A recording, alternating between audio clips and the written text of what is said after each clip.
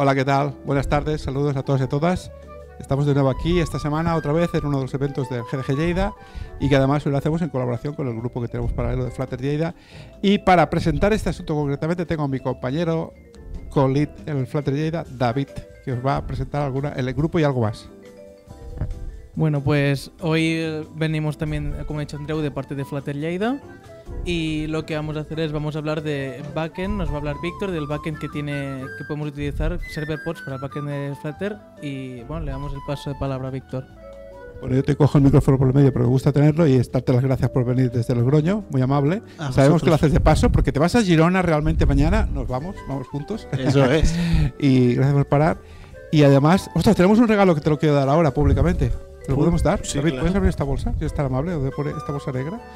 Y dentro hay no, pero ábrelo que se vea, porque esto es para nuestro compañero USB de la firma Xstorm que nos da estas cositas tan simpáticas. Mira qué pedazo recuerdo te vas a llevar de este viaje, de haber venido aquí a colaborar con nosotros, esta grabación. Mira qué bonito.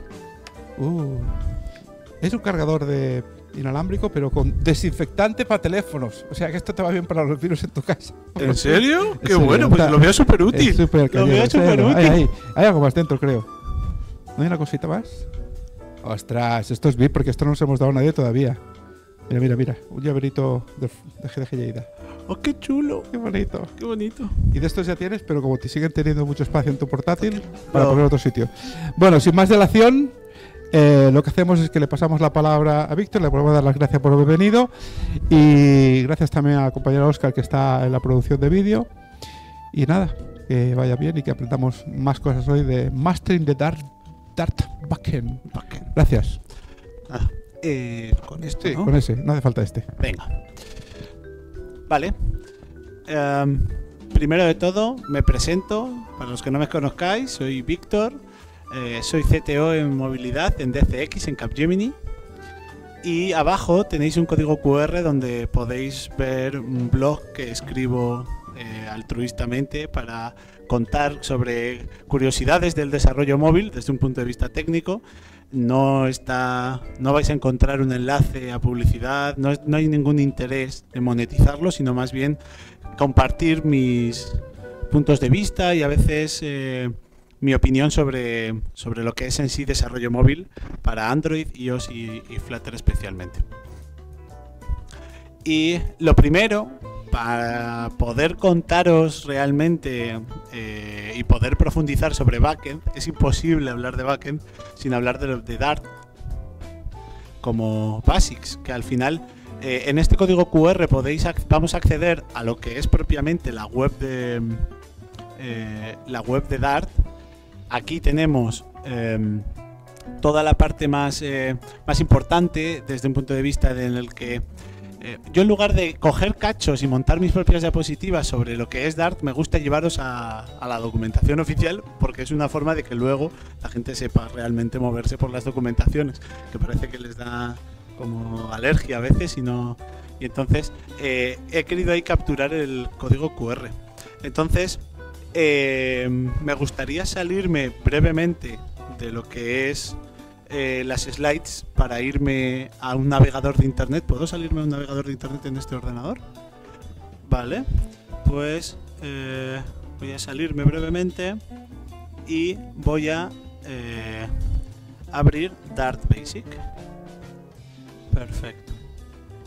Aquí está. Introducción Dart. Perfecto.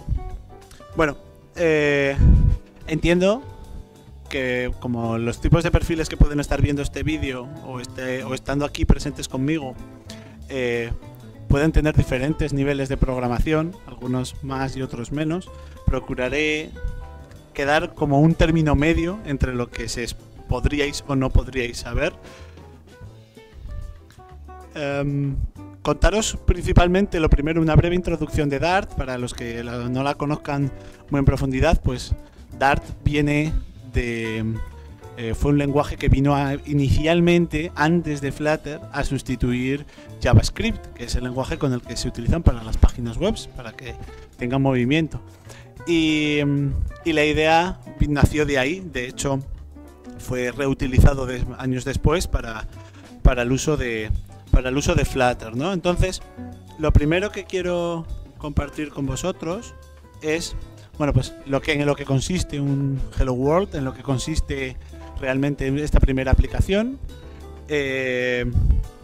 Realmente, si podéis ver, se parece a cualquier otro lenguaje de programación que hayáis podido ver, y en esta sentencia pues veis que está imprimiendo la Mundo y no hay mucho más que contar. Simplemente deciros que el punto y coma no es opcional, es obligatorio, en todas las líneas tienen que llevar este punto y coma, pero que siempre me gusta contaros que vayáis a GitHub porque hay una tarea helada sobre quitar a Dart o darle la opcionalidad, optional semicolon se llama la tarea, y está abierta en GitHub. Así que yo creo que si con todas las veces que lo repito, consigo que todas las personas entren y le den a tal, terminamos haciendo que Michael Thompson, que es el que está, el ingeniero de Google que está detrás de este lenguaje, terminaría dándole más prioridad a mover esto. Contaros, la definición de variables. Podéis ver que utilizan la palabra clave reservada var, y si os fijáis, a diferencia de otros lenguajes de programación, pues este no tiene que poner el tipo de dato. No es necesario poner el tipo de dato porque se dice que se infiere, es un tipo de dato inferido. Es decir, que en la línea primera, donde pone que el nombre es Voyager 1, podemos ver que realmente está infiriendo el tipo, es decir, prediciendo cuál va a ser el tipo, que es de tipo string. Vale, vemos que hay un montón de tipos de datos, vemos que hay arrays, que tenemos diccionarios, decimales, números, ¿vale? Hay un montón de sentencias de flujo, al igual que ocurre en Kotlin, Java y en otros muchos lenguajes. Los paréntesis son obligatorios. También, quizá porque como tengo una experiencia en movilidad de muchos lenguajes, es otra de las funcionalidades que me gustaría ver en algún futuro, ¿no? Creo redundante los paréntesis, me gustaría poder verlos fuera. Pero en la práctica he de decir que Dart es un lenguaje bastante completo a día de hoy, tiene un montón de funcionalidades y realmente es interesante, y creo que no vamos a echar en falta ninguna de las funcionalidades básicas. El uso de funciones, aquí vemos una función recursiva y vemos que la sintaxis es muy similar al estilo C, al estilo también de Java, donde podemos ver pues una función llamada Fibonacci que recibe un parámetro que es de tipo entero. Aquí hasta ahora siento que no estoy llegando a ver realmente nada singular. Los comentarios pueden ser de una sola línea con las dobles barras o con la barra y el asterisco, que entonces es multilínea. Cómo se hacen importaciones de otras clases, pero ahora sí que quiero entrar en detalles un poquito más singulares. De hecho, me gustaría contar, a veces llegar a cosas que creo que son más relevantes que explicar completamente el lenguaje, que creo que no es el ámbito de esta charla. Pero podemos ver una clase que se llama Spacecraft. Vemos que hay una variable, tiene una propiedad que se llama nombre, que es de tipo string, y tenemos launch date,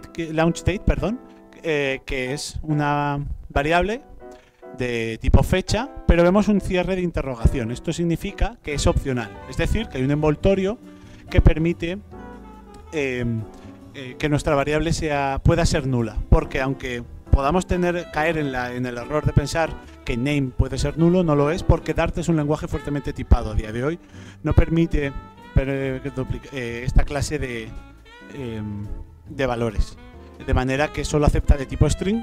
Pero por ejemplo en launch date, si queremos hacerlo como han querido hacer aquí, que sea opcional, pues le han puesto el cierre de interrogación. Podemos hacer que una propiedad sea de solo lectura, no se pueda setear, por ejemplo con el get que han puesto ahí entre el tipo de dato opcional entero y el nombre. Y podemos ver también con el igual y la flecha, pues esas notaciones lambda que nos permiten, pues es, como lo suelen llamar a veces, azúcar sintáctico, que es una forma como más cómoda de referirnos a no tener que poner las llaves, ¿sabes? Los programadores somos un poco vagos y yo particularmente me encanta la Sugar Syntax porque me facilita la vida. De hecho, hablando de Sugar Syntax, lo tienes justo en el constructor Spacecraft con el this.name o this.launchDate. Si os fijáis, lo que estamos haciendo es coger los valores de las propiedades y subirlos a a las propiedades de la clase. No estamos asignándolo. Los que habéis aprendido más lenguajes de programación, Java o otros lenguajes, estáis muy acostumbrados a hacer this.name igual a name, para hacer la referencia, para que haga como la referencia a la propiedad de la clase y no a la propiedad de la variable, cosas de este tipo. Y aquí el lenguaje Dart nos ofrece este Sugar Syntax que yo particularmente me gusta mucho. Luego, un dato irrelevante aquí es que Dart no nos permite la sobrecarga de constructores, es decir, no puedo tener 4 constructores, pero para solventar esta limitación, lo que tenemos son los constructores por nombre. Estos constructores por nombre me permiten poner nombrecitos y si os fijáis, en este caso, la clase Spacecraft, que significa nave espacial, .unLaunched, que significa no lanzada, es decir, un constructor de nave que no está lanzada, recibe un nombre por parámetro y llama al constructor de arriba, pasándole el parámetro nombre y el siguiente campo a nulo. ¿Cuál es el primer? Fijaros, ¿cuál es el segundo parámetro que está pasándole a null? Pues el al constructor Spacecraft, que es al que accede con this, que es el único y real constructor que tiene la clase. Y esto será ejecutado cuando como disparado después de esta construcción. De ahí los 2 puntitos que tenemos ahí. Tenemos un describe. Voy a contaros cositas que creo que son relevantes y que podéis daros cuenta. De hecho, esto me toca muy a menudo explicarlo. Y es, por ejemplo, la línea del print. Si os fijáis, estoy seguro que muchos de vosotros, a la hora de imprimir o concatenar cadenas de caracteres, utilizáis el símbolo más y, sin embargo, no es eficiente. Y yo me canso de decirlo. ¿Vale? Lo que estáis viendo ahí con el símbolo del dólar se le llama interpolación de string y la interpolación de string es mucho más eficiente que la concatenación. Entonces, que sepáis que hay muchos lenguajes que incluso el IDE te autocorrige esto que os acabo de decir y te recomienda que lo interpoles porque es mucho más eficiente. Vale. ¿Qué más cositas os puedo contar? Bueno, aquí vemos la clase, cómo se está lanzando. Perfecto, tenemos los enums que hacen cosas muy chulas. De hecho, aquí estamos empezando a ver otra cosa que es muy interesante y es que a mí tengo un toque con los lenguajes débilmente tipados que me dan un poco de alergia, ¿sabes? Me gusta mucho que los lenguajes de programación se tipen y cuanto más fuertemente tipado sea, mejor. Porque creo que al nivel de programar, sobre todo en la experiencia que tengo, muchos de los problemas vienen dados con la escalabilidad de las aplicaciones y los lenguajes tipados. ¿Qué quiero decir con esto? Quiero decir que, por ejemplo, me voy a ir a Android y me voy a ir a Kotlin, por ejemplo, que permite opcionalmente que los parámetros puedan pasarle un nombre. Todos los que habéis programado, muy a menudo tenéis funciones muy largas, sobre todo que pueden darse en alguna parte del código donde tenéis un true, false, false, true, true, false. Y ahora te pregunto que me digas sin mirar cuál es el valor del tercer parámetro. Ni idea, porque es a saber cuál era el primer true, cuál representaba el segundo, cuál representa el tercero, porque a medida que lo estás haciendo ya lo has olvidado. Bueno, pues Kotlin te permite opcionalmente ponerle el nombre, de manera que puedas ponerle el primero es, me lo invento, si está soltero, el segundo, si es mayor de edad, el tercero, y todos esos booleanos de verdadero o falso están identificados con qué variable te estás refiriendo. Pues esto que estoy contando aquí es lo que Dart te permite. Yo soy muy fan de esto, de hecho, a nivel de proyecto, para mí eso no es que Kotlin lo haga opcional, yo voy un paso más lejos y lo considero obligatorio para que este tipo de... Porque cuando tú llegues, esa función va a funcionar perfectamente. El problema es que mañana vendrá otra persona, tendrá que cambiar esa función porque habrá que hacer cambios en la aplicación, y cuando tú borres la primera true, el segundo false, te has cargado ya todos los parámetros y ya no sabes cuál va con cuál, porque además han corrido todos un lado, se han corrido todos hacia un lado y de repente ahora la aplicación hace cosas raras. ¿Y quién tiene valor de acertar y descubre cuál ha sido el problema que ha provocado este asunto, ¿no? Entonces, fijaros cómo aquí tenéis acabamos de definir un planet, que es un enumerado, pero fijaros cómo utiliza para la definición llaves. Esto es fantástico porque lo que propone es que en lugar de programar o de pasando valores a las funciones por posición, donde el primero es el primero de la función, el segundo es el segundo de la función, así sucesivamente. Ahora va por nombre, es decir, que al que tú le pongas el nombre recibirá ese valor, pero puede ser el primero, el quinto o el cuarto, porque no se identifica por posición, sino que se identifica por nombre. ¿Cuál es el detalle? Que en el momento en el que lo metemos por llave, lo estamos haciendo opcional, es decir, que no es obligatorio. Si esa propiedad tiene que ser obligatoria para construir el objeto, recibe o necesita la palabra reservada required, que significa que es exacto, que es requerido. Entonces, el primer parámetro del PlanetType ahora lo pasa, fijaros, al PlanetType, a la propiedad PlanetType de abajo, porque no es opcional. Si por ejemplo Moons fuera opcional y necesitaría que un cierre de interrogación, y entonces ya no haría falta el required, porque si no se pasa ese valor, pues se inicializaría nulo directamente. Pues ahora yo puedo construir un planet poniendo primero las moons, luego el hash rings y por último el planet type. Y esto sería perfectamente válido porque ya no va posicionalmente. Ya lo sé que lo he dicho, pero quería ser pesado especialmente. Entonces, esto a mí me parece de las funcionalidades más interesantes. Herencia, que esto es muy relevante. Dart solo permite la herencia simple, es decir, que una clase solo puede heredar de una única clase. Diremos de nuevo, ¡oh, qué dilema! Bueno, pues para resolver esto, se inventaron un pelín más abajo los mixins, que es una forma de heredar, hacer que un trozo de código de clases pueda extenderse, puedan extender otras clases, de manera que puedes realmente, aunque solo puedes heredar de una única clase, puedes implementar tantos mixins como tú quieras. De esta manera se permite esta clase de funcionalidades. Para trabajar con mixins utilizamos la palabra reservada with, de manera que nuestra clase PilotCraft queda claro que es una clase que hereda de nave, es decir, la clase de nave pilotada hereda de nave espacial implementando pilotado, que es este mixin del que nos habla.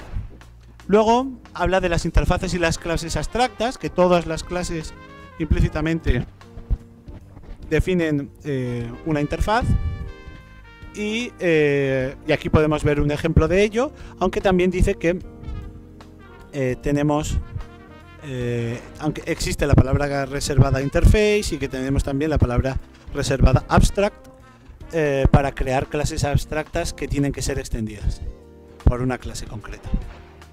Vale, asincronicidad. Ya hemos llegado a este punto. La sincronicidad lo que viene a decir es que hay veces, hay operaciones, sobre todo en los dispositivos móviles, que es muy fácil, por ejemplo, acceder a una foto. Acceder a una foto que está almacenada en tu galería no es atómico, no se puede predecir el tiempo que le va a llevar al dispositivo a acceder a una fotografía. De esta manera hay tareas que son asíncronas, ir a internet y pedir una información del tiempo para mostrarlo en una aplicación. Son cosas que son asíncronas. Entonces, estas tareas asíncronas, fijaros que todo esto es nativo del lenguaje. Esto es una de las cosas que a mí me gusta mucho de Dart, que no tengo que ir implementando librerías de terceros para hacer esto. Nos permite esta función que tenemos aquí arriba, fijaros, es absurda, pero bueno, simplemente imprime un mensaje de texto pasado un cierto tiempo. El mensaje lo recibe por parámetro y lo que hace es esperar, de ahí el await, a que se envíe esta información pasado 1 second, que si quito el ratón porque lo he puesto justo en medio, pasado ese segundo, pues lo esperará a que ese tiempo suceda y luego ejecutará la línea de abajo. De manera que nuestra aplicación es secuencial, pero hay momentos en los que cuando hay un await parará hasta entender hasta que complete esa tarea y entonces continuará el flujo. Fijaros, esto si no existiera sería equivalente al flujo de abajo. Decidme vosotros cuál os parece más interesante, pero yo lo tengo claro. Fijaros cómo aquí tenéis este return y le estás diciendo que devuelva, es decir, el print de este mensaje que fijaros, va retrasado. Entonces, esta clase de complejidad lo es porque si os fijáis, lo que hay después del then es una función. Es decir, que al delayed le hemos pasado una función que lleva incluida imprimir el mensaje, ¿no? Entonces, esto en algunos lenguajes se vuelve muy, muy mantenible. ¿Por qué? Porque pensad en una petición de red, ¿vale? Que tiene un flujo de código, que es una función, cuando se resuelva, ¿vale? Y pasaríamos por parámetro una función. Pero que esto se vuelve muy complejo porque puedes saber funciones que son como respuesta de operaciones asíncronas de otras funciones, de operaciones asíncronas de otras funciones. Es decir, una petición de red que requiere de otra petición de red que va a ser la respuesta de otra petición de red. Y ahora te digo, si tienes valor, atrévete a meterle un flujo de error ahí, porque no eres incapaz de manejar o de predecir con exactitud cómo manejar todos los casos de error que se te pueden ir por la primera petición, por la segunda o por la tercera. Mientras que, si nos vamos al flujo de arriba, serían 3 awaits, si deben de esperar uno al otro, a la respuesta del otro para continuar, o mejor aún, podríamos integrarlos todos paralelamente si no son dependientes, de manera que ejecuten todos a la vez. Entonces, todo de una manera mucho más legible y sencilla. Lo único dato interesante, tenéis el future ahí, porque a eso se les llama... bien, he dicho que voy a decir cómo se llama y ahora me he quedado en blanco. ¿Vale?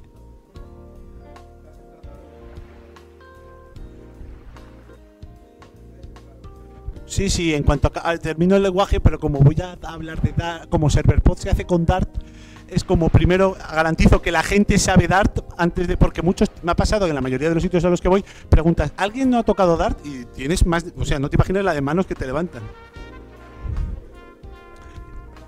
Correcto. Eso es. Vale. Y...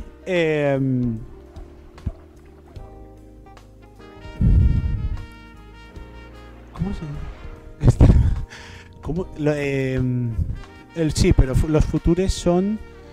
¿qué es future? Es un tipo de...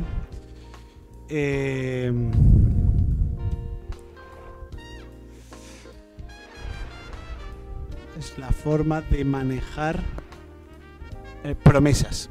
Ya está. Es una promesa. Vale. Llamadas promesas. Realmente lo que hace future no es darnos la promesa de que devolverá un valor dentro.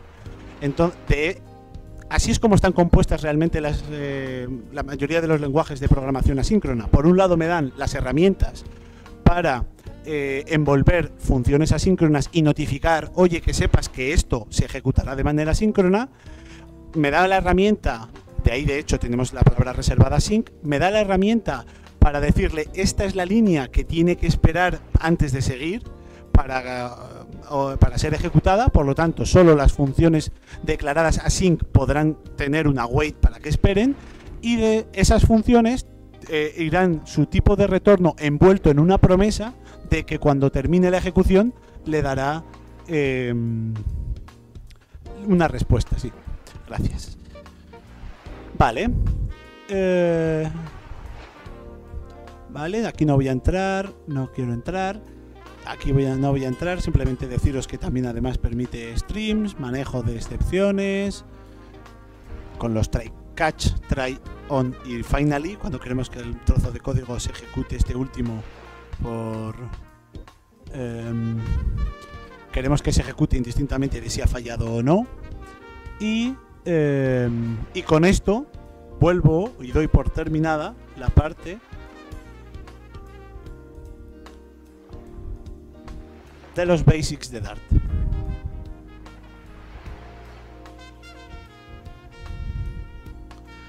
Vale, para aquellos que no conozcan mínimamente Flutter, simplemente hacer una introducción de decir que con Flutter podemos hacer cualquier front en la mayoría de los sistemas, porque está considerado un full cross platform, quiere decir que lo podemos ejecutar en una aplicación de móvil Android, en una aplicación iOS, podemos ejecutarlo en la web, podemos llevarlo al escritorio con Linux, Mac o Windows, y incluso a los sistemas embebidos. Algunas de los recortes que están ahí podéis ver que forman parte de un sistema embebido. Contaros un mínimo matiz más sobre Dart para aquellos que estén indecisos, para aquellos que tienen dudas. De hecho, me pasa ahora mucho. Todo el mundo está hablando ahora de Kotlin Multiplatform. Todo el mundo te dice, por fin un lenguaje que compila nativo. Y te dicen, no, pero Dart compila nativo. Y te responde, y otro dice, claro, pero ¿y la máquina virtual de Dart? Entonces, ¿dónde entra aquí? Y este es el hándicap que la mayoría de personas a veces no llegan a entender o a profundizar. Y es que Dart, ya estoy viendo que está ahí.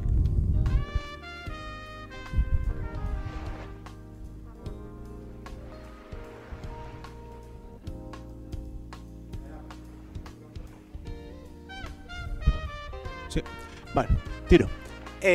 Vale, así que, porque Dart realmente hace las dos cosas. No muchas personas saben que Dart tiene dos compiladores, no uno, dos.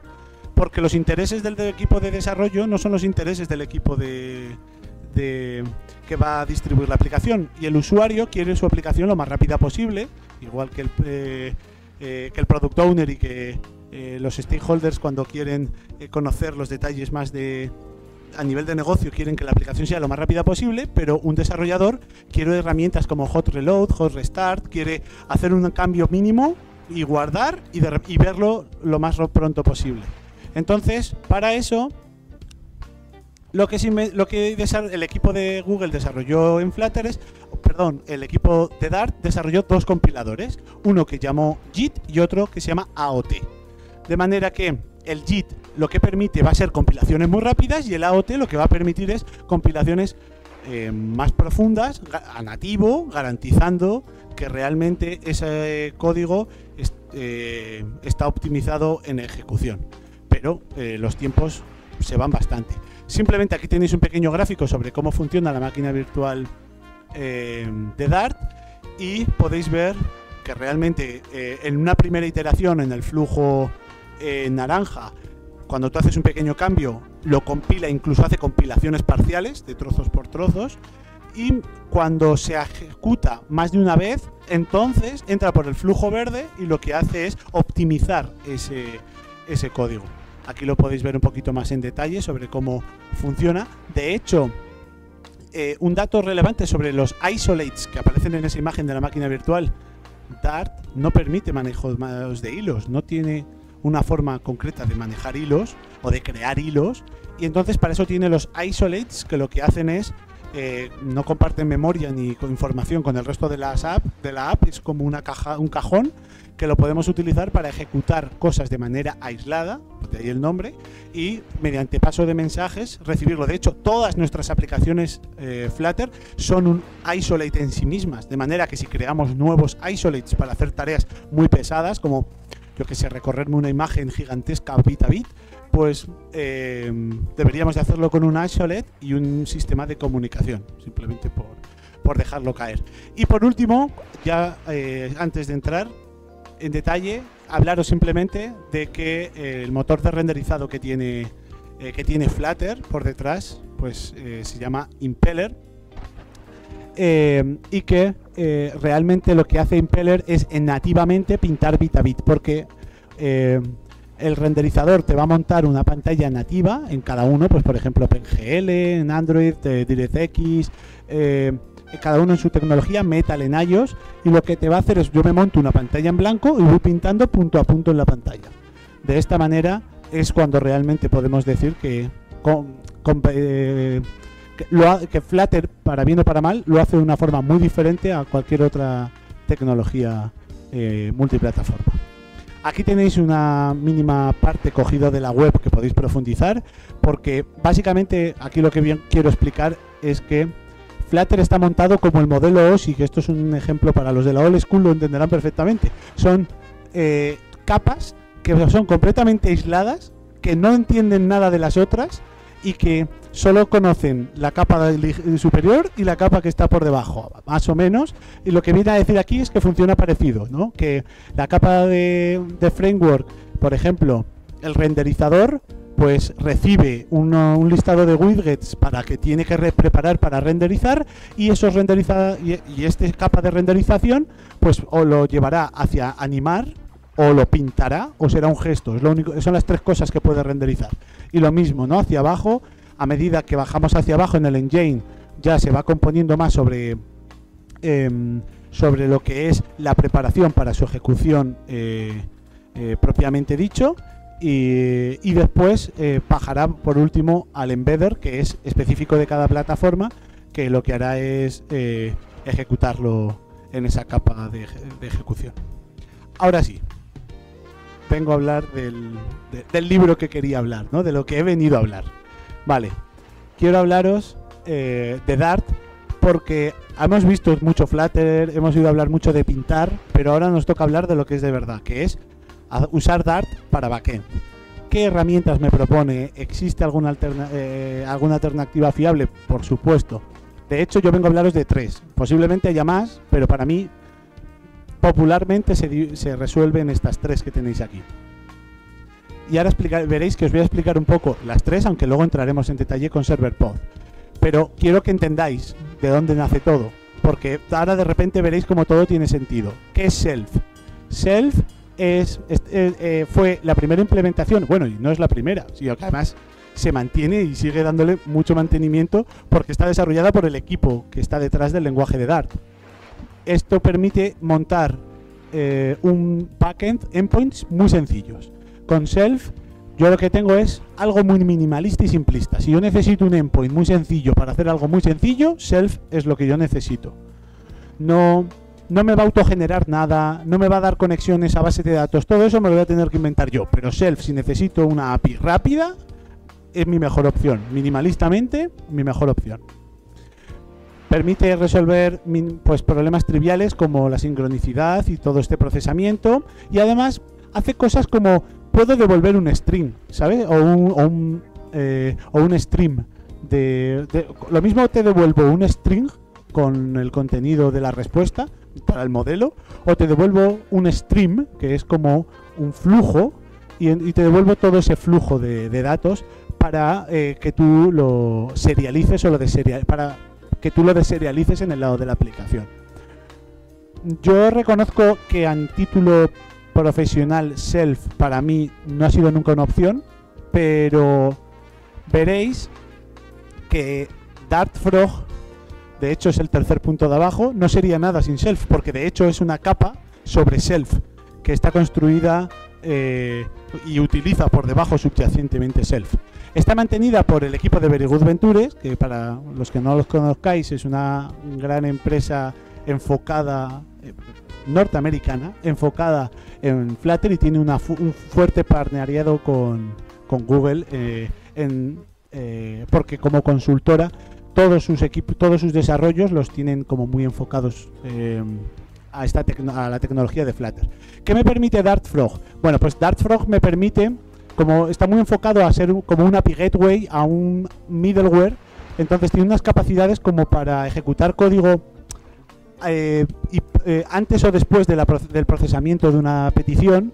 Entonces, que es al final lo que se pretende, ¿no? A veces es como quiero disparar lo que a veces en la web en los middleware se pretende, que es como hacer una llamada, pero después procesar esa llamada de una forma u otra, o antes de hacerla, procesarla de una u otra forma, ¿no? Entonces, por eso Dartfrog tiene un enfoque muy fuerte hacia los API Gateways y hacia los middlewares.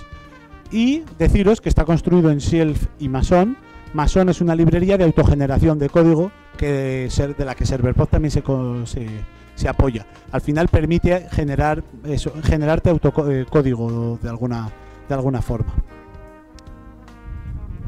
Y ahora sí vengo a hablaros de ServerPod. ServerPod sería como la siguiente evolución. Hemos ido de más sencillo a más complejo.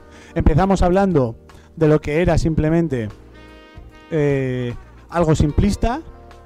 Seguimos en esta fase en algo un poquito más avanzado, como para API Gateways y para conectarnos con y para procesar datos antes o después, pero no he hablado nada de un ORM, no he hablado nada de una base de datos, no he hablado nada de ninguna herramienta de monitorización, porque esto es lo que ofrece ServerPod.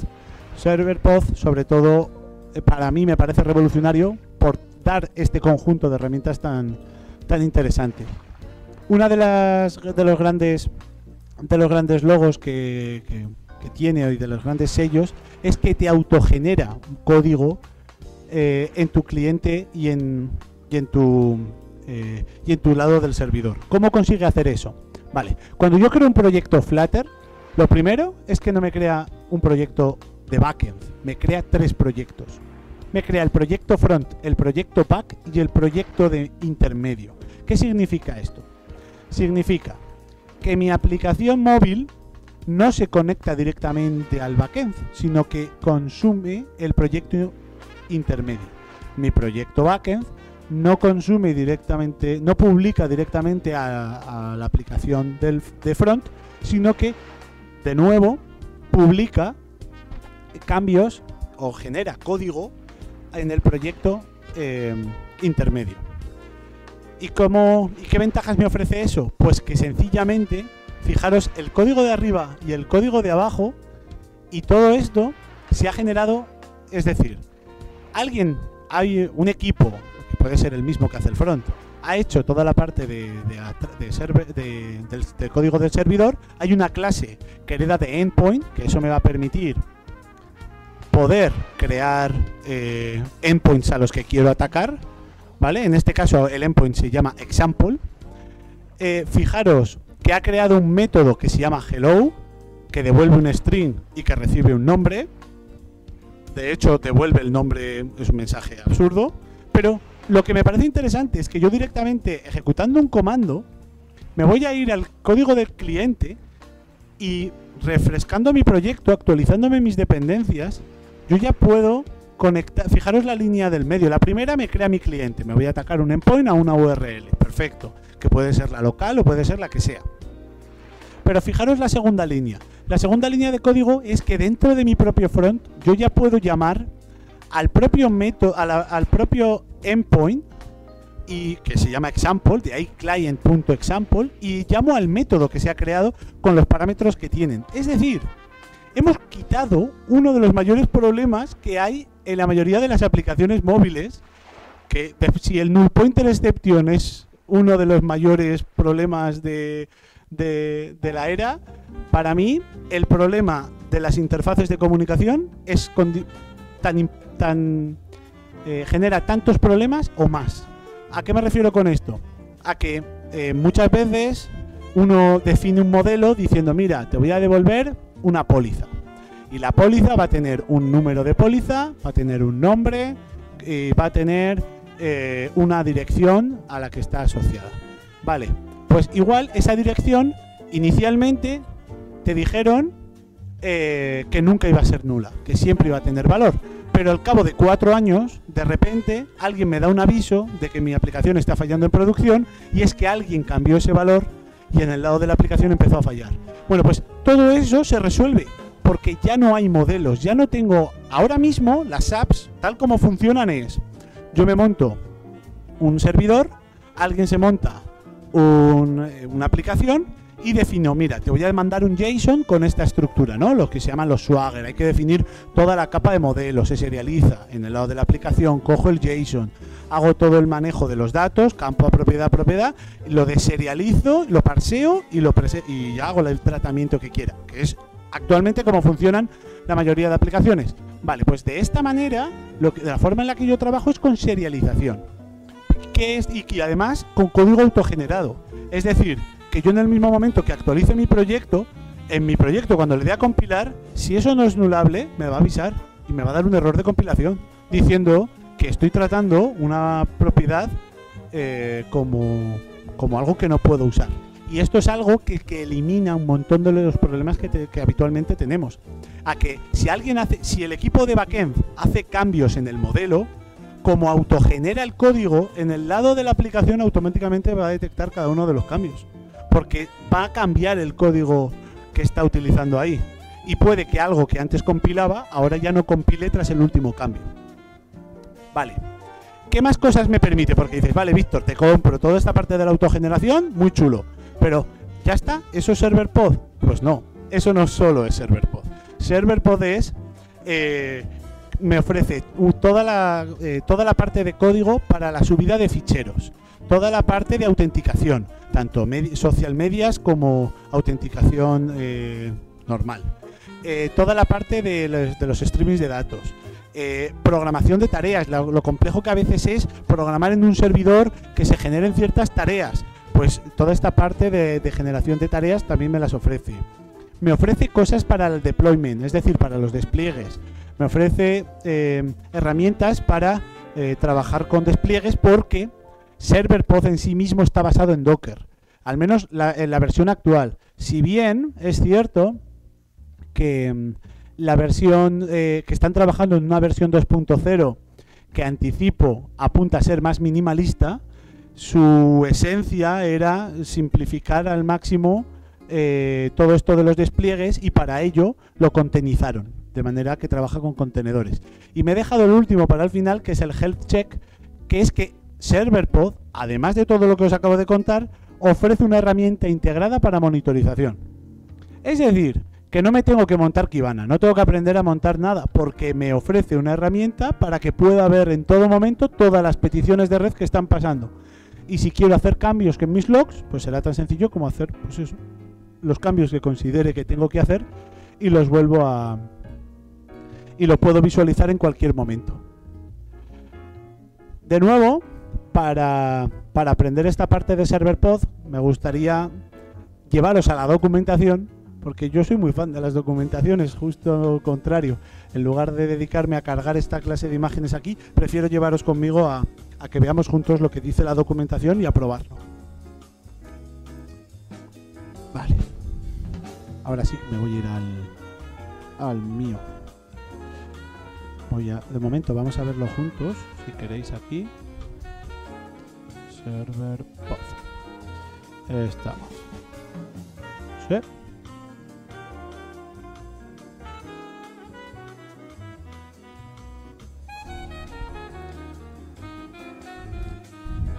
Pues realmente para mí es exclusivo de Flutter y Dart. ¿Qué quiero decir con que es exclusivo? Realmente no es del todo cierto lo que acabo de decir. Realmente puedes integrarlo porque te permite la serialización y el envío serializado. De hecho, tú puedes hacer, lo veréis, integra automáticamente una base de datos propia basada en PostgreSQL.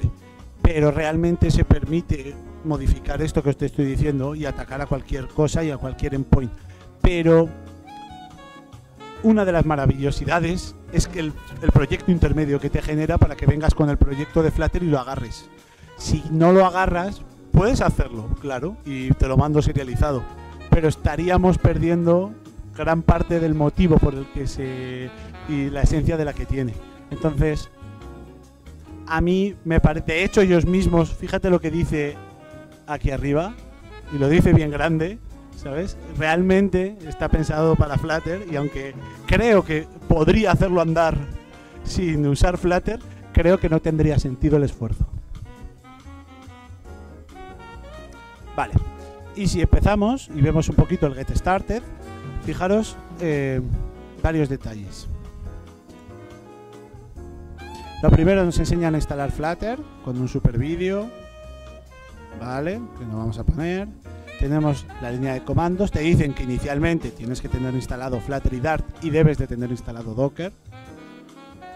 Y mediante el comando que tenéis aquí abajo, Dart path global activate serverpod CLI, instalaríamos la herramienta de comandos serverpod que nos salté. Vale.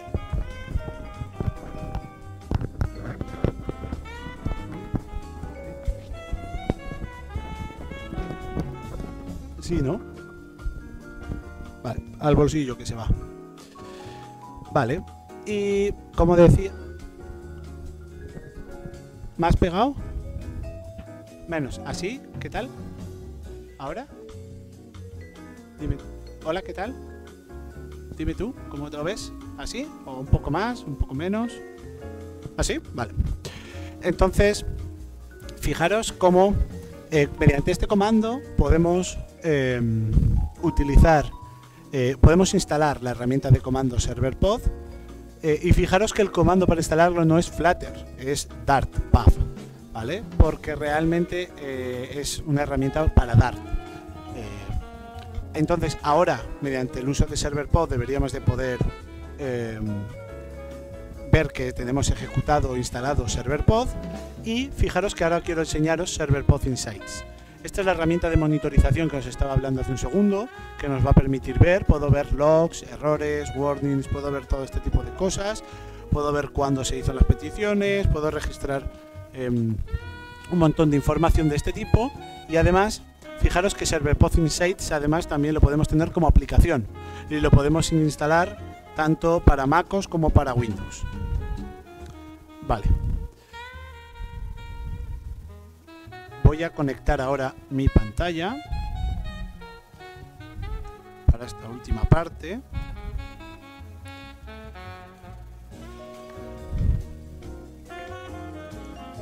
Vale.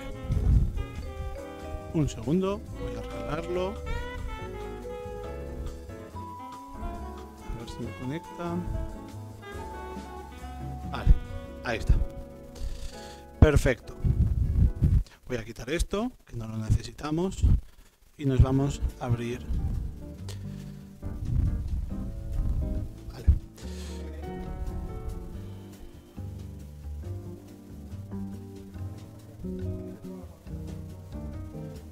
Voy a hacerlo más grande mientras, para que se vea.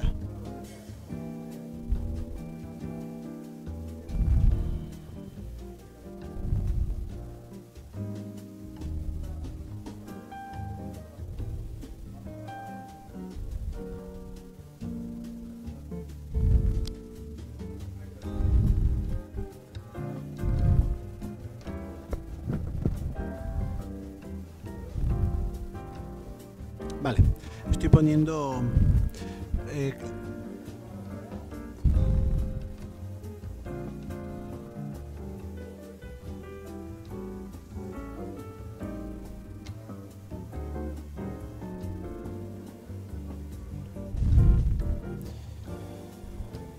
sí, lo estoy subiendo ahora, Conference, y lo voy a dejar 48, a ver si se ve bien. Cierro. Abro. Vale, no me lo ha guardado o tengo que cerrarla del todo. No, no me la ha guardado. Settings. Pero porque me ha cogido este y no el de Conference. Ahora, este.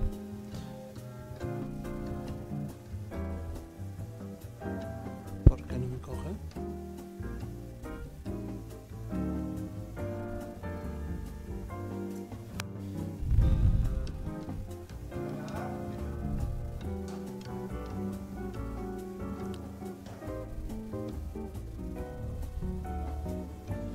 Ahí está.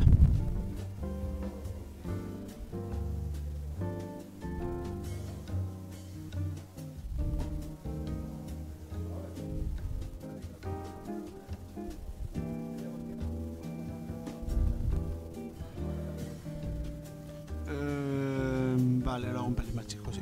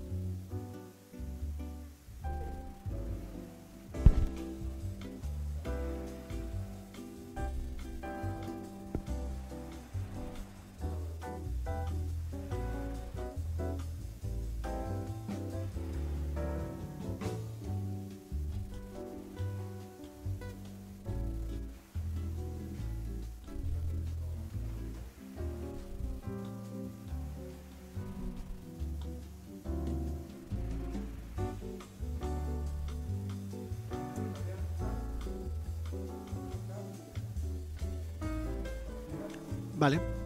Sí. Vale.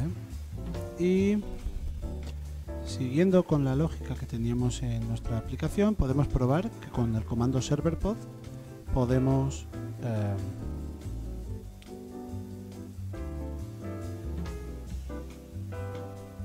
vamos a ver.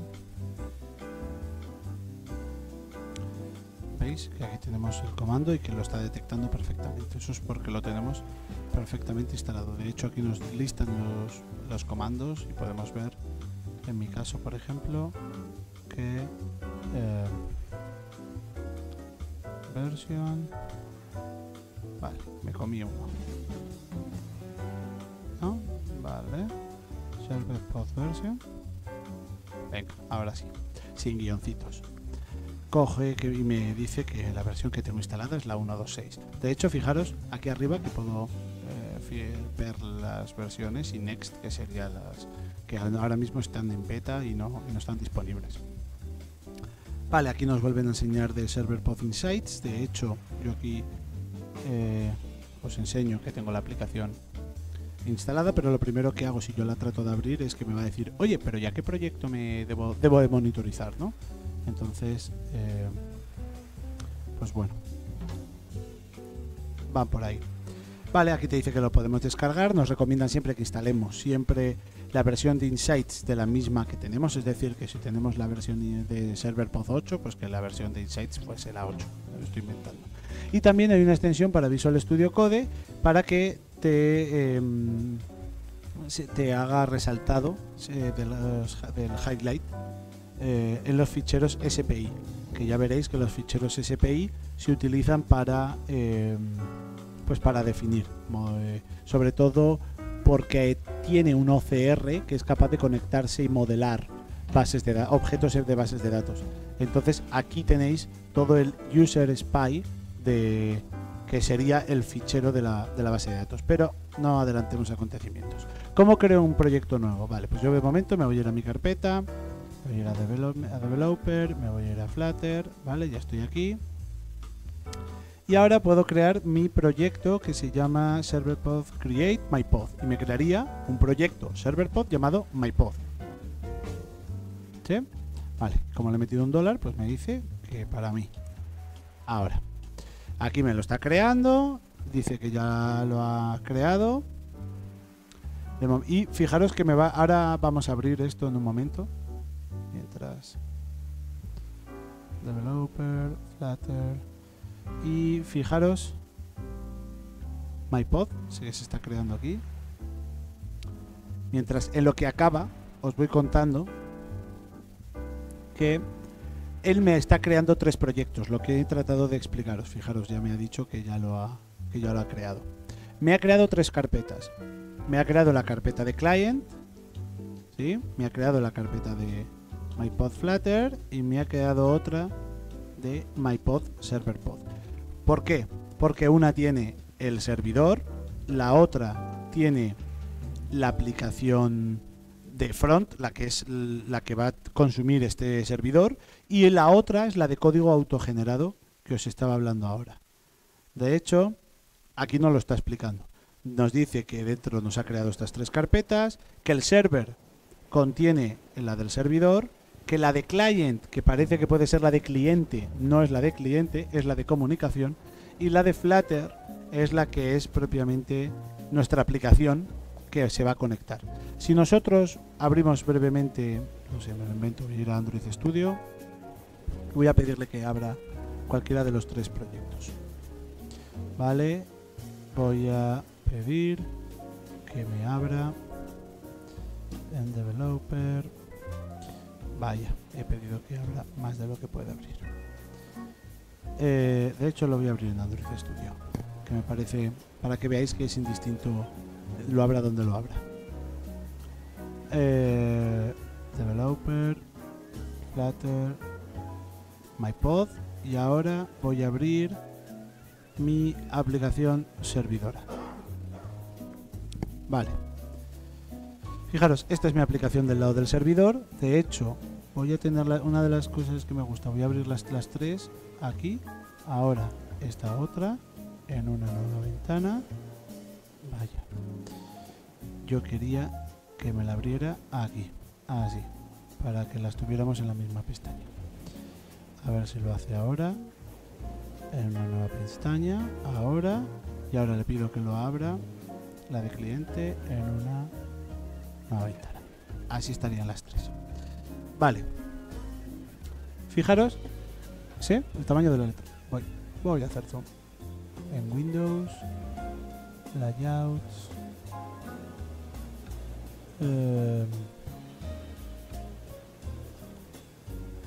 Voy a ver si puedo.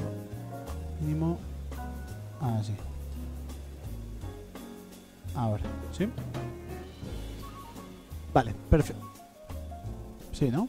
Perfecto. Genial. Fijaros, tenemos nuestro lado del servidor. Vamos a seguir leyendo. Dice, empecemos con el lado del servidor. Bueno, te dicen, arráncalo, ¿no? Lo primero que te propone. Venga, pues arranquémoslo. Me voy a mi servidor. Ya estoy en mi servidor. De hecho, aquí el dólar parece que no lo ha molestado. Vale. Porque lo evité yo. Perfecto.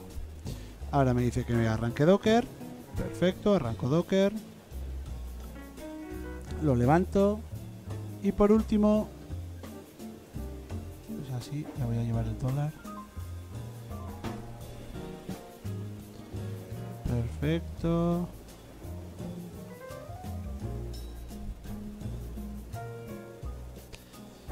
Va a intentar conectarse a la base de datos.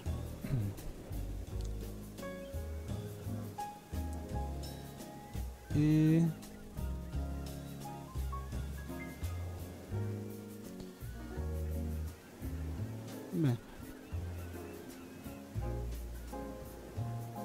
vale, vamos a seguir leyendo mientras tanto. Dice, si todo ha ido bien, veremos que está instalado la versión tal, que la aplicación Insights, el servidor Insights, está escuchando en el 8081, que el propio servidor está escuchando en el puerto 8080 y que el web server está escuchando en el 8082. Es decir, que usamos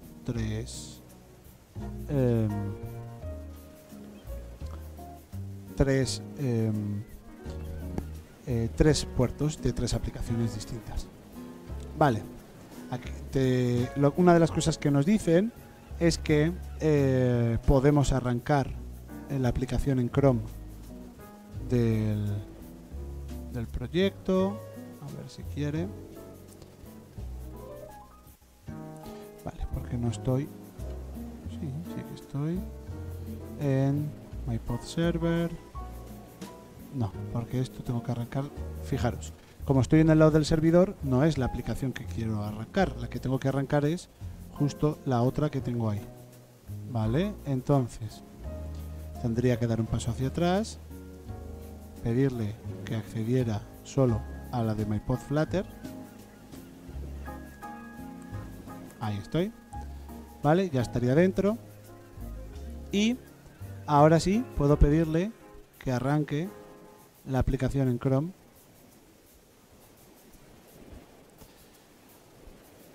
Y tendríamos la aplicación en Chrome arrancada. ¿Cuál es el problema? Que no está arrancando realmente nuestro... que se ha quedado ahí cargando y no ha terminado de arrancar. Entonces nos ha arrancado la aplicación, que no tiene el servidor arrancado en local, por lo que, fijaros, acabo de arrancar, te dice, hola, le he arrancado, pero cuando escriba mi nombre, Víctor, pues te dice, ups, pero yo no he arrancado el servidor. De modo que voy a pararlo, voy a intentar sin Apply Migration, a ver si es capaz de arrancar. Sí, tiene pinta. Voy a arrancar Docker de todos modos.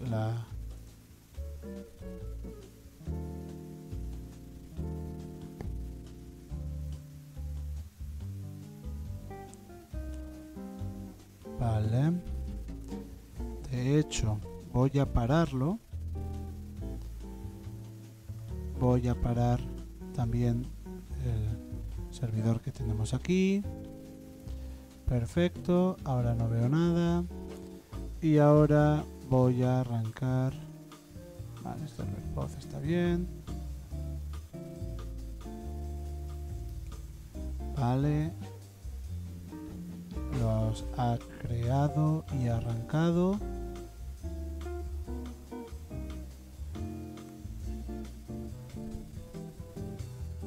Y vamos a ver.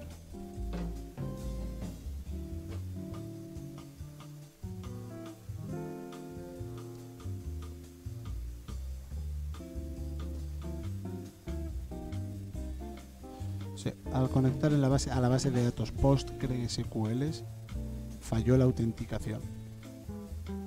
Vale, pues ala. Dicho esto, ¿qué podemos hacer aquí? Bueno, pues vamos a pausar esto un momento. Vamos a abrir Docker. No es la primera vez. Como no hago más que crear y destruir el proyecto continuamente, se me queda la imagen Docker del evento anterior y no termino de limpiarlo. Vamos a Docker. Vamos a ver el dashboard. Muy bien, está aquí.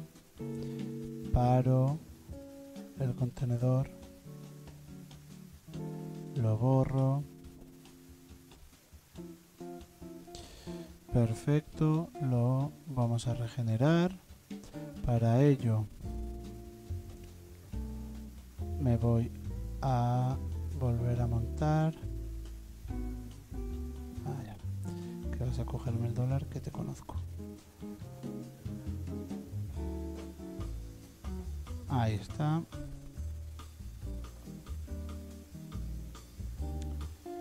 Perfecto. Vale. Voy a hacer un paso hacia atrás, otro paso hacia atrás. Vale. Voy a borrar mypod rm-r de mypod.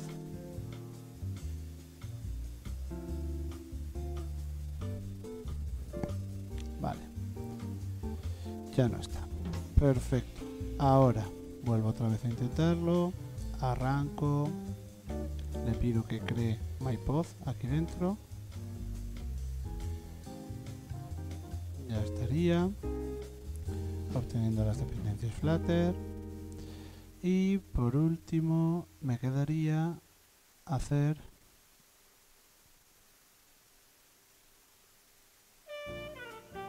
me muevo a mi proyecto del servidor. Correcto. Trato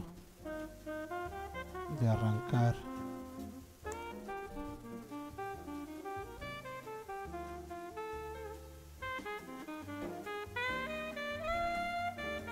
vale.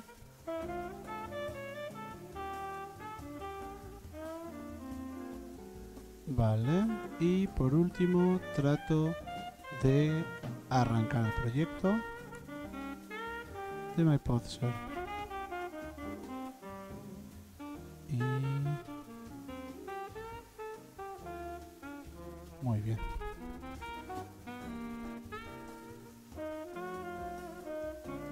Perfecto.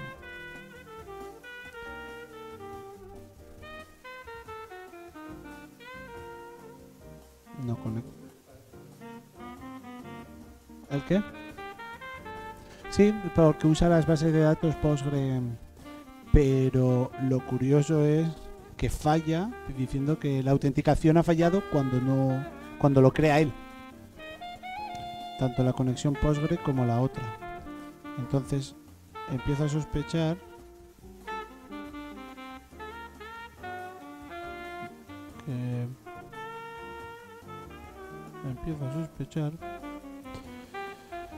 que nos está fallando. Dice Database Connection en la línea 42 del paquete. No se conecta, falló al conectarla a la base de datos intentándolo a los 10 segundos. Lo vuelve a intentar y lo intento una vez más. Esto lo voy a parar aquí y curioso. Vale, porque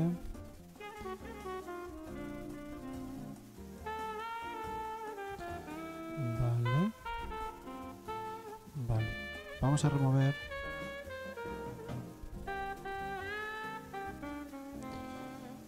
toda la parte de Docker de nuevo, vale, y lo tengo aquí ejecutado. Pauso, vengo aquí, estos puntitos, nada, lo deleteo.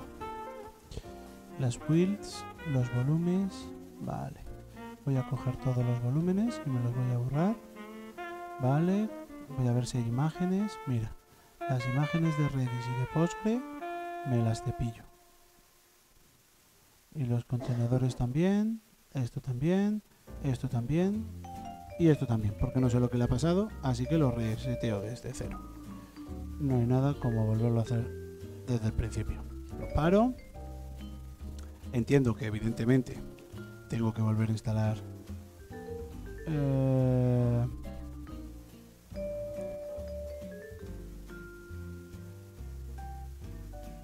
así, porque las dependencias las necesito, vale,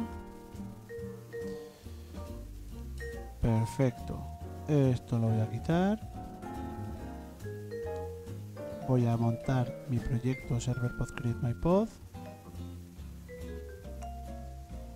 vale, y genero las dependencias de los tres proyectos, vale. Ahora hago mi cd mypod server, meto el docker para que lo componga y ahora me estaría creando los dos pools, el de Redis y el de Postgre. Ahora como los está haciendo de cero, está regenerando todo. Sí, porque te los crea eso es. Pero es cierto, pero solo había borrado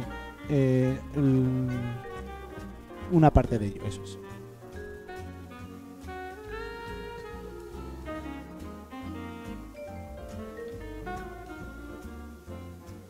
Sí, pero tiene pinta que cada vez que se genera es posible que cada vez que yo genero el comando MySQL serverpod, o sea, cada vez que yo creo un create, me genera una nueva.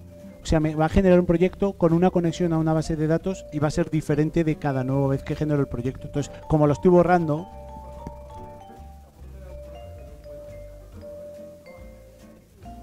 Sí, porque ahora verás por qué ahora lo voy a contar. Estoy convencido de que esto ahora sí que ahora le va a gustar. Y después de Docker, este de aquí. Y ahora... Si todo ha ido bien, debería de decir que serverpod está instalado en la versión 1.2.6, que este está usando el puerto 8081, el 8080 y el 8082. Ahora os voy a contar por qué. Porque además, más adelante ahora lo va a explicar. Es decir, que ya hemos sido capaces de levantar. Podemos probar esto, porque si yo me creo ahora esta misma pestaña y la vuelvo a arrancar con Chrome, vale, pues porque ahora...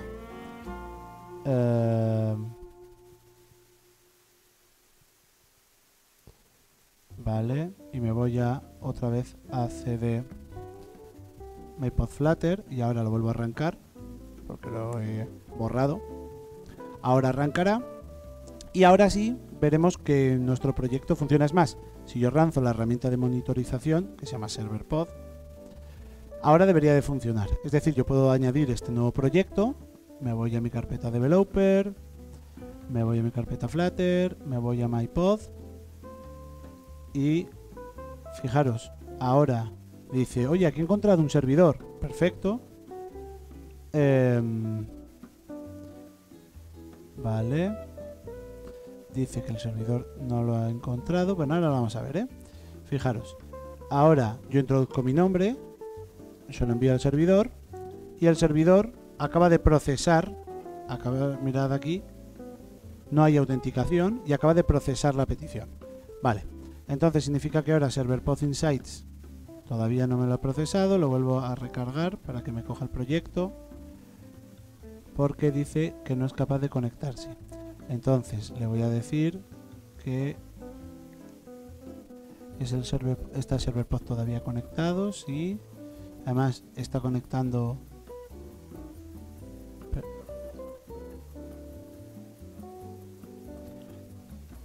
Sí, antes me estaba cogiendo, pero ahora son 8081, 8080 y 8082, que era lo...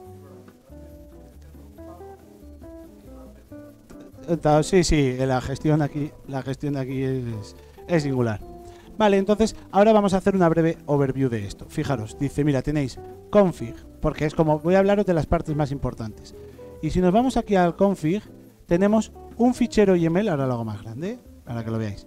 Un fichero YML para cada una de las configuraciones. Es decir, hay un YML para desarrollo, un YML para producción y un YML para staging, que configura desarrollo, producción y preproducción, para que le digas qué puerto tiene que utilizar, qué host, cuál es el esquema, si usa HTTP, si usa HTTPS, etcétera. Entonces puedo decirle para cada una de las aplicaciones. La base de datos, fijaros como yo aquí tengo un nombre con un usuario en un puerto específico, que esto es común, pero hay un fichero que se llama passwords.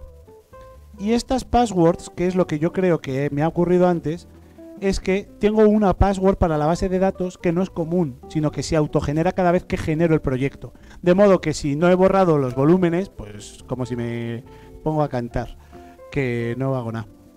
Y entonces no me estaba conectando con la base de datos por este hecho. Ahora, una vez que tenemos esta parte, entendamos que hay un fichero YML para cada uno de ellos, y que esto nos va a permitir, por ejemplo, si me voy a producción, pues tener toda la parte de configuración de cada una de mis aplicaciones, en plan, vale, mi monitorización va a estar en este host, con este puerto, y va a utilizar HTTPS. El API server va a estar en este otro con este endpoint y cosas de este tipo, que es interesantísimo, de ahí la carpeta config. Luego tenemos endpoints y tenemos models. Vale, ¿qué tenemos en endpoints? Mirad, si nos vamos a Leaf, dentro de Leaf tenemos la parte de endpoints y esto me ofrece todo el código autogenerado del que os estaba hablando antes. De manera que aquí puedo autogenerar todo lo que puedo crear. Fijaros que el término, esto nos da una documentación larguísima, te dice que entiendas que el término, el final endpoint se omite, es removido en la autogeneración de código. Es decir, que yo podré crear un Liquid Galaxy endpoint que solo se llamará el endpoint Liquid Galaxy, no tendrá este endpoint. Y luego puedo crear todas las funciones que quiera. Interesante aquí es que tengo un montón de información en el session. ¿Qué cosas puedo tener aquí en el session? Puedo sacar la IP es que me da un montón de herramientas que son súper útiles, que la mayoría de proyectos necesitan, y todo esto me lo da de base. Puedo sacar la IP del equipo que está accediendo. Puedo tener toda la parte de autenticación para asegurar que está autenticado. Todo eso va por el primer parámetro. Pero fijaros en la llamada. Si yo me voy al proyecto que consume esto y que llama example, me vais a permitir, voy al proyecto, ahora os lo abro para que lo veáis. Leaf main. Aquí está haciendo aquí está haciendo la ejecución. Vale. Yo quiero que veamos dónde está haciendo la llamada. Aquí. Fijaros que la llamada que la hace aquí no se linta bonito porque no he pasado. Una de las preguntas que nos ha hecho antes es precisamente esto. Que si aquí yo no le digo dónde está el SDK, no me lo va. Y ahora, una vez que se lo he dicho en el pubspec YML, espera que haga un get. Una vez que hago el get, fijaros en las dependencias. Una de las dependencias más interesantes que tenemos es que el proyecto depende, fijaros, de MyPodClient. ¿Qué era MyPodClient? Era ese proyecto de código autogenerado. En ese proyecto nadie escribe, solo se autogenera código. De manera que el servidor va haciendo sus cambios, publica, autogenera y cambia ese repositorio. No debería de estar en un local, ya lo advierto, debería de estar en otro repo. Es decir, un repo debería de tener el MyPodClient, otro repo debería de tener el código del servidor y otro el propio aplicación Flutter.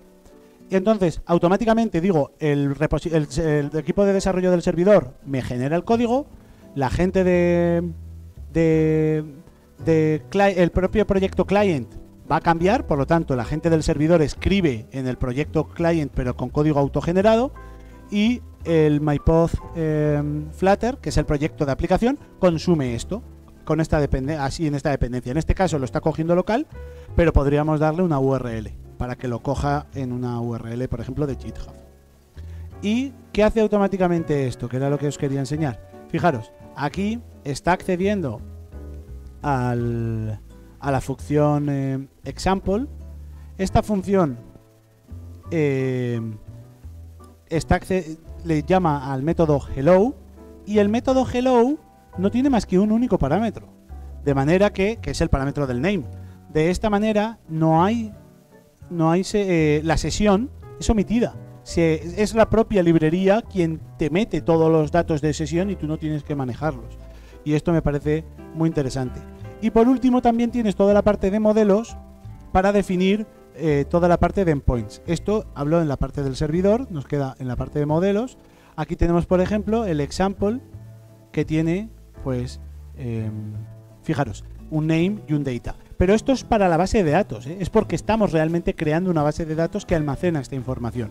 Entonces, todo esto se crea en un fichero llamado Spy, y este fichero Spy, que es un fichero YAML cualquiera, lo que hace es, pues bueno, puede permitir esta clase de cosas. Además, no solo puedo almacenar tipos de datos primitivos, también puedo serializar datos de manera que puedo crear mis propios objetos para este tipo. Y todo esto, como os digo, de manera autogenerada. Entonces, aquí, por ejemplo, tendríamos el acceso.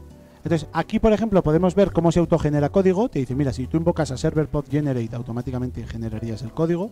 Es decir, si yo me abro otra pestaña, de nuevo, y pongo server-pod generate, automáticamente estaría creando o generando estos cambios. De modo que yo puedo crearme nuevos endpoints. Con invocar server-pod generate, automáticamente me haría los cambios en el proyecto de MyPod client, de manera que fijaros que aquí no hay más que código autogenerado. El método hello. Yo, de hecho, si ahora vengo aquí y me creo otro nuevo proyecto, o sea, otro nuevo método, me lo voy a inventar y lo voy a llamar, por ejemplo,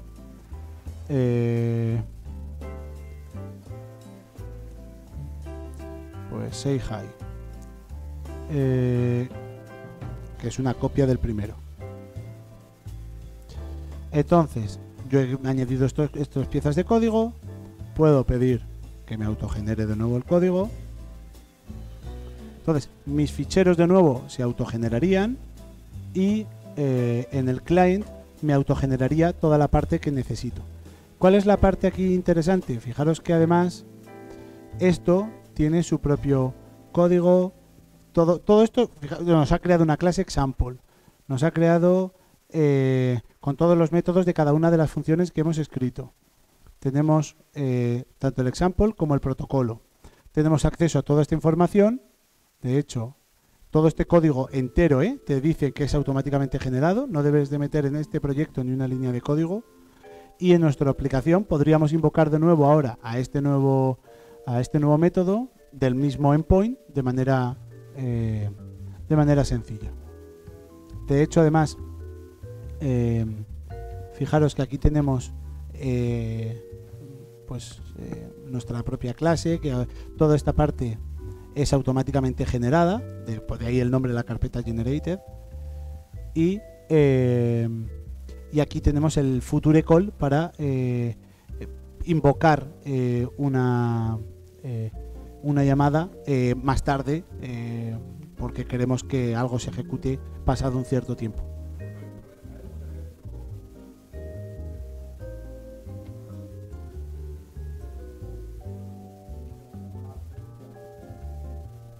Ellos, cuando tú creas esto, te crean un proyecto que es esta web donde tú le vas escribiendo.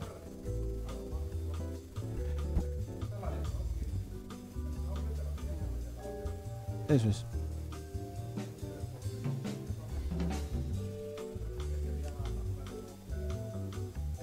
Pues más sofisticada. Me parece interesante porque yo la desconozco, yo la desconozco. Eso es.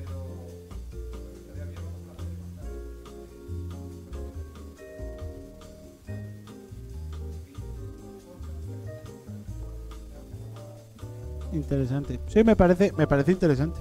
Porque creo que podría dar más visualmente y desde un primer momento toda la potencia de lo que da de sí. Sí. Sí. Sí. Vale. Y nada más. Iba a mostraros la personalización de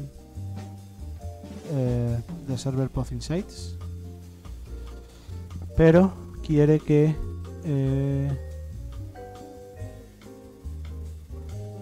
sí. Sí.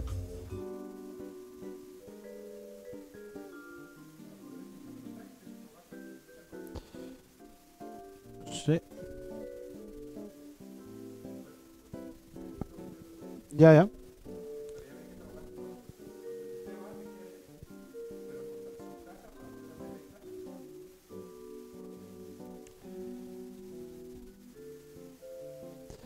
Sí.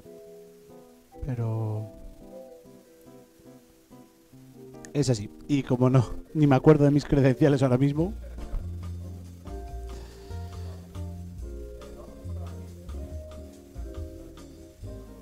No, ya he visto, era